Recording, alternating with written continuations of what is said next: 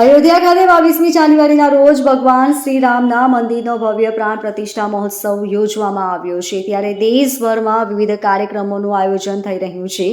આયોજન દરમિયાન અયોધ્યા ખાતેથી નીકળેલી ભગવાન શ્રી રામની કળશ યાત્રાનું સુરત ખાતે શિયા ઇમામી ઇસ્લામી ખોજા સમાજ દ્વારા ભવ્ય સ્વાગત કરાયું હતું.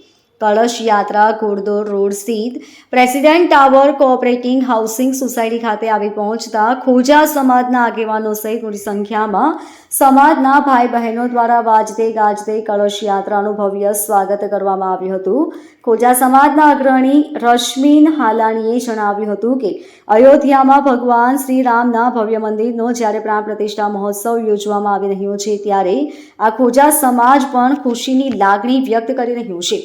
આજે અયોધ્યાથી જ્યારે કળશ યાત્રા તેમની સોસાયટી ખાતે પધારી છે ત્યારે ખોજા સમાજ દ્વારા ભવ્ય સ્વાગત કરતાની સાથે શ્રી રામચંદ્ર ભગવાનનું પૂજન આરતી કરવામાં આવી હતી. સાથે જ ભોજન સમારોહનું આયોજન કરીને હિન્દુ મુસ્લિમ એકતાનો શ્રેષ્ઠ સંદેશ આપવામાં આવ્યો હતો. આસિફ ખેરાણી છે, પ્રેસિડેન્ટ ટાવર સોસાયટીના સેક્રેટરી છીએ અને આજે અયોધ્યાથી નીકળેલ કળશ યાત્રાનું અમે લોકો ખોજા આગેવાનો તમામ સમાજ સુરત સમાજમાં જે ખોજા આગેવાનો છે તમામ સમાજ હાજર રહી અને આ કળશ યાત્રાનું અમે વાજતે ગાજતે સ્વાગત કર્યું છે. અને એક અમારા ધર્મગુરુએ કીધું છે કે જે દેશમાં રહો છો એ દેશને વફાદાર રહેવાનું અને તમામ ભાઈબંધ કોમ સાથે મિત્રભર્યું વ્યવહાર રાખવાનો.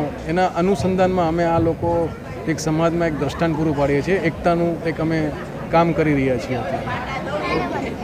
Bureau report LK star news Surat.